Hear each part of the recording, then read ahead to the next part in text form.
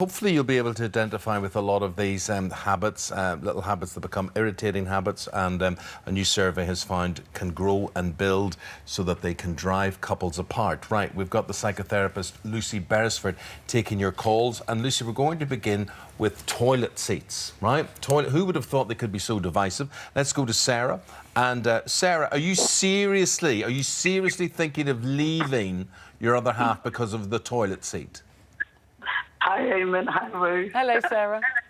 Hi. Yes, unfortunately, yes, I am. Hi, guys. Hi there. How long have you actually been together?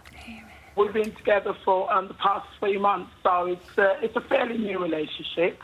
But a little tiny things are really irritating me at the moment, and I really don't want to be nagging at him because I don't want him to feel awkward. So have you said anything at all about could you please put the toilet seat down?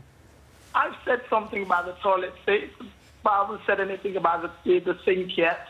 That's the next one. So he doesn't wash up either? Well, no, well, if he goes into the bathroom and he's washed his teeth, whatever is, it's in the sink, he just leaves it there. Oh. And I have to go behind it. He's not could I just speak for manhood, which is not represented here? I just want to say to all of you, however silly this may sound, no one in life ever taught me any rules about toilet seats. So, do you know when you talk about the rules of a toilet seat, most men have no idea but you lived what you're in a talking house about. with 5 boys. Yes, so but the toilet seat was probably up all the time. Can you just explain to me what difference it makes to anybody's life whether the toilet seat is up or down? The toilet seat is down, OK, and a man goes to the toilet and he doesn't aim very well, which a lot of them tend to do for some reason, even though it's a massive hole. OK. It goes onto the seat. Right. And girls come in and we have to sit on the toilet seat, and if we haven't looked first, you sit down and So when a man wheezes, the seat has to be up.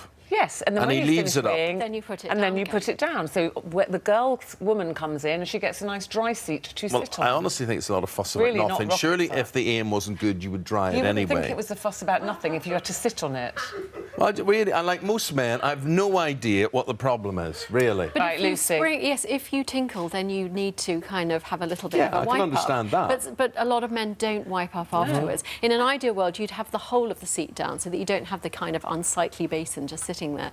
But you might not have grown up with those rules, but you will be told them as soon as you enter a relationship. Yes. And if you don't take it on board... So what is Sarah to do? Because she's saying she's only 3 months into this relationship and she doesn't really want to upset him, but clearly it's upsetting her. Well, you wouldn't worry about upsetting him, would you? No, I wouldn't. I just tell him straight, put the seat down. If you don't put the seat down, it shows huge disrespect because I'm asking you to. I think it's partly about disrespect, and I think it's also partly about this, particularly the no washing up thing. I mean, in what relationship do you assume that your partner is always going to be doing your washing up for you? There has to be a conversation. You point it out. You say, this is how relationships should go. You give and take. You do a little bit of my washing up. I do a little bit of yours. And then you see how it pans out. But I think what Sarah's recognising is that this is someone who perhaps even after those conversations isn't prepared to do a little bit of give and take in the relationship. And that's why, after 3 months, it's probably time to give him the push. OK, Sarah, thank you very much indeed.